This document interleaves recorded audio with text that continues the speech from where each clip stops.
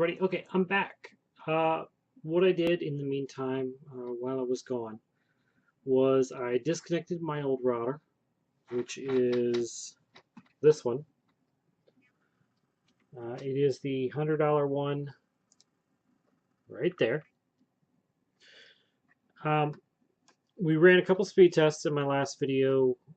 My speed tests from speakeasy.net were right about 100 down, and I think around 15 up, if I remember correctly. I don't remember exactly, which was about a third of what I was paying for. The speed tests from speedtest.net were right about 330 down, which is a little above what I'm paying for, and I think 35 to 40 up, which is above what I was paying for. So two different sites, I was getting something completely different. And I know that, like I said before, just like if you're traveling, to a destination, you take one way to go to your place where you work, and it's going to take you 15 minutes, and you can go another direction to work, and it's going to take you an hour. So it's the same thing with the internet. Just because, it takes me 15 minutes to go this way, the servers are just closer. Just because it takes an hour this way, the servers are further. So ISPs, they have to, put their servers closer in order to give you a accurate speed as far as what you're getting. They can't guarantee the speed, how long it will take to get from your house to the other side of the U.S. So, anyways, so what I did was I disconnected the $100 router, and I connected up the new $300 router. That one, Nighthawk X6. Now we went over a few of the features of the X6. One question I always get asked, how easy are they to hook up? Well, they're pretty simple for me. I don't know all the little nuances, what this button does, what this button does, but I can go into a router and change, your NAT settings, your SSIDs, your channels in which they transmit on, and the passwords and everything. So I set that, the passwords and all up myself, but I don't know any of the really technical stuff. I'm looking this way because that's where my router is sitting. So how easy is it to set up? You're going to plug it in. The yellow port in the back gets connected to the modem. Now, whenever you make connections from the modem to the router, you want to make sure that you unplug the power from the modem. Wait just a few seconds. Plug the modem back in. Now, depending on what type of modem you have, you're going to wait till your modem gets all the lights on it, are solid. And what that does is that'll send a fresh IP to your router. Once your modem is solid and lit up, then you're going to plug the power in for your router. What it does is this is a proper boot sequence. When your router comes up, it's going to search for that IP address. If your modem is still down, it's not going to have the IP address. So things will, they won't build from the bottom up. So always make sure your modem's in first, your modem's synced up, then plug your router in and see where you go from there. Now when you go, you got 4 ports like I was talking about in the back of your router. I usually use port 1 for my main computer, which would be this computer, and then run the other 3 to another router, to your Xbox, to your TV, whatever needs it. So I ran from port 1 to this computer here. When my router did come up, it prompted my web page for routerlogin.net. That's one word, routerlogin.net, or you can type in the IP address 192.168.1.1. For standard netgears, the login is going to be admin, and the password is going to be password.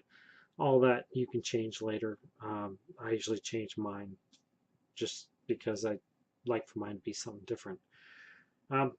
So routerlogin.net takes you into the config. It'll ask you if you want to use the wizard or if you want to set it up yourself. I go ahead and I set mine up for myself, but the wizard's pretty, self-explanatory. What do you want your new passwords to be? What do you want your SSID, which is the name of the network, to be? Once it does all that, boom, boom, boom, take me to the internet, and you're done.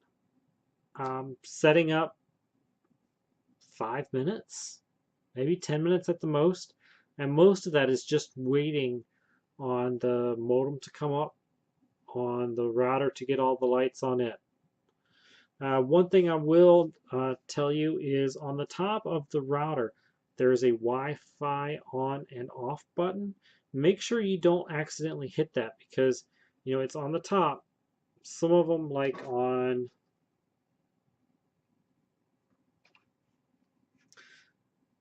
this one, it's on the side. Some of them have it, though, around the back. So when you're accidentally handling it, you don't want to accidentally turn that Wi-Fi button off. And then you get everything up and going and your wired stuff works, but then your wireless stuff is not working. And that could just simply be, hey, when I was reaching around making the connections, I accidentally turned the Wi-Fi off. Something pretty simple, but it does happen. So if you're looking for your wireless networks and you don't see any of them there, just make sure you didn't hit that button. So the router made all the connections, routerlogin.net or 192.168.1.1, about 5 minutes of configurations, doing the little passwords, setting all that stuff up. And I'm back over to my speed test. So for the first one, like we had mentioned before, this was the speed test from speakeasy.net/speed test. We're going to go ahead and we're going to click on the closest server to me, which is Washington, D.C. Bum, bum, bum.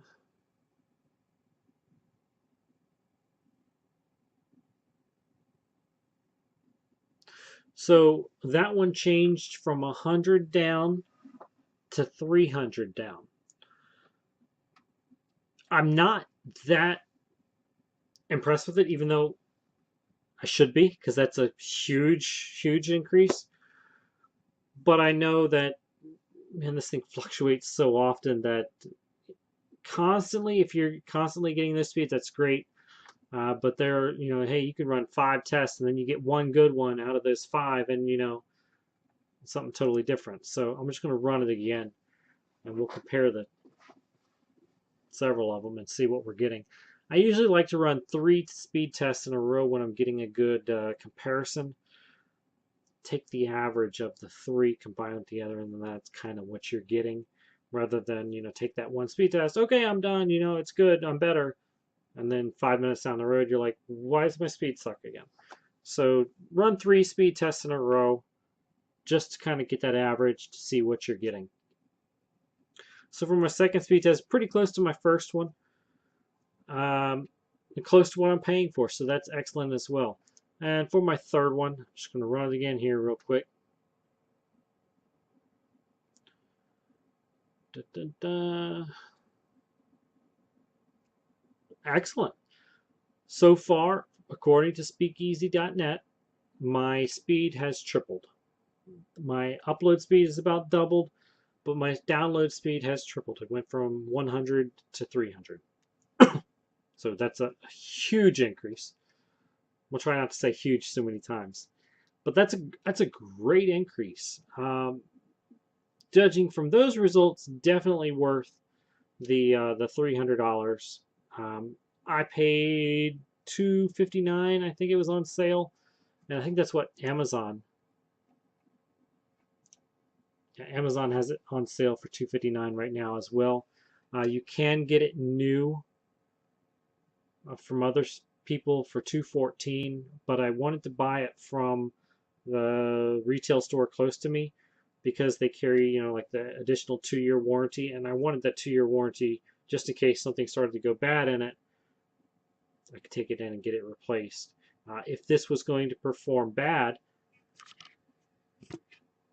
if this one here was going to perform bad, I mean, I'd take it back tomorrow. You can't always do that with Amazon. Every store has their own, like little return policies. So if it's something I'm really hesitant about whether or not I want to keep, I usually buy it, from a store so that I can return it in person myself and get my money back immediately. So, Speakeasy.net 319 pretty much doubled to tripled my speed, which is absolutely great. Speedtest.net. See if there we go. Test again. Now this one was running fast before. It was running, I think, 330 and 30 some up. So this one has always been looking good. It looks like so far I increased just a tad, which I'm fine with, because 330, I mean, that's what I'm paying for. I'm not expecting to get any more than that. If I do, it's probably not a true representation of what I'm paying for. So if I get the same speeds as I did before, I'm cool with that. So 336 and looks like in the 30s or so upload. Like I said, run the test, 3 times in a row, and then take the average of those 3 to kind of see where you're at.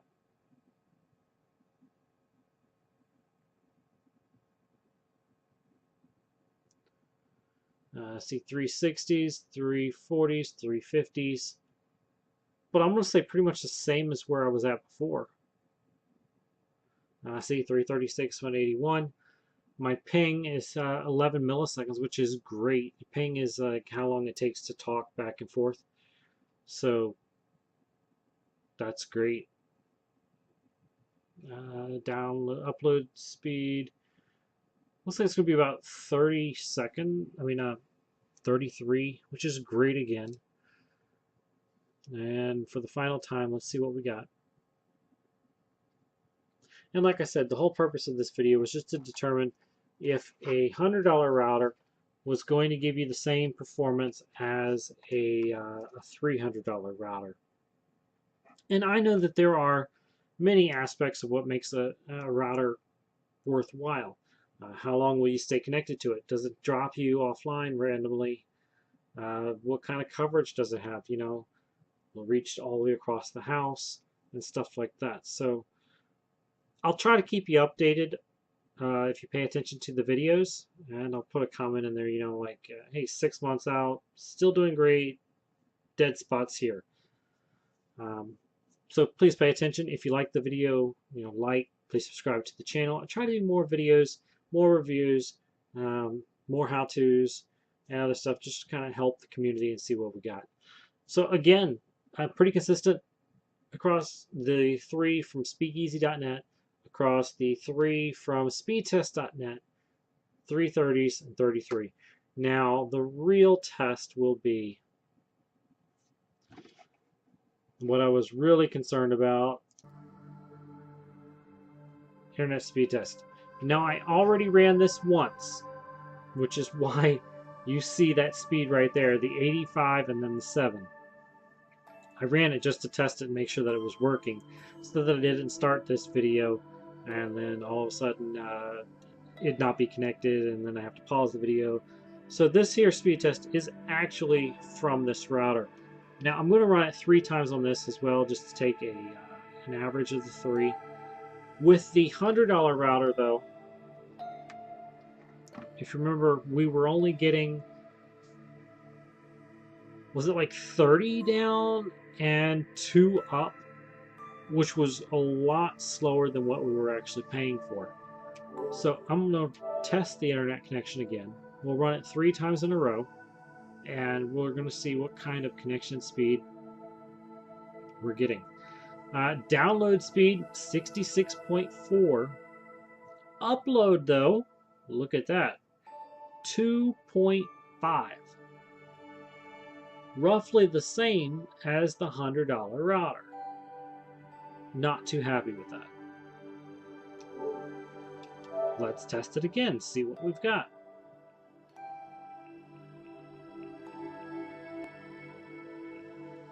.3, so the download speed remained the same pretty much.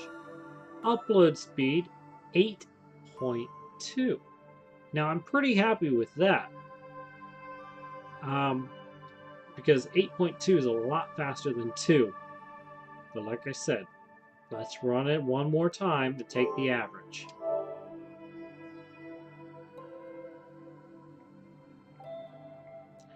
$177 and 39.7. Now, if you take the average, we had a 2, we had an 8, we had a, well, that's almost 40. That's a big difference between the 3. I mean, yeah, there's only a difference of 6 in the first 2 tests, but going from 8 to 40, that's a huge difference. So I want to run it a 4th time, just in case that might have been a fluke. I think that 40 was probably some fluke or something, because the 8s is about what I expect to see, even a 7. I don't expect to see a 40. My download speed decreased from the 177, but it increased from the 60s. I think there's just a lot of stress on the PlayStation servers. So I hope that they go through and they make some more PlayStation servers that we can connect to. Maybe, a few more East Coast servers, a few more Mid and West Coast servers, just so we can ping to different ones and see what we got. Now, that was 5 tests, I believe. We had a 2, an 8, a 40, like another 8, I think, and then a 9. So I'm going to say the average is probably around 9 or so. Because if I run it again, I'm hoping I don't get a 2. But, see, that's another 7. So all in all, recapping. Right now, would you say that a $100 router works as good as a $300 router? With the numbers that you have seen tonight, would you feel comfortable going out and spending $300 or $250 or $200 on a router that would give you, a third better performance, 50% better performance, in some cases 100% better performance? That's totally up to you. How much disposable income do you have? What speed of internet service are you paying for? If you're only supposed to be getting 20 megs down and you are currently getting 15, don't go out and buy, some $300 router just to try and get 5 difference. However, if you are a premier or an ultimate tier customer to where, your speeds are supposed to be 150, supposed to be 300, supposed to be, 180, whatever, and your internet use is pretty intensive, yeah, I'd go out and buy a $250, $300 router. I would make sure that you get a warranty of some sort so that you can return it, in 6 months should it start to die on you, because that seems to be the biggest complaint with routers and modems and other equipment of that nature, is that for the first 6 months works great. After that, kind of starts dropping off and get dead spots, and it loses sync. So definitely go out and get your warranty for the extra year, extra 2 year. Usually it's not much. I think I paid like $30 for mine. But if my router breaks in a year, all I gotta do is take it back and they give me a new router. Now, I will say I did not upgrade the latest firmware for my router. I used the standard firmware because sometimes they release firmware that doesn't always help you. So if you install your router, before you do an auto update, run all your tests. Run your speed tests, run your connections, do what you got to do so that at least you have a good base. And then if you choose to, if you're not happy with how it's running now, install the new firmware, run the tests again, just to see if it helps out any. So I hope you all liked this video. If you did, if you found it helpful, if you found it entertaining, if it helps you make a decision as far as which router to buy, whether or not to save your money or spend the extra money, that's great. Please help me out, help grow the channel, share the video, like it, subscribe to the channel, help me to continue pumping these videos out, and y'all have a great afternoon. See ya. Bye.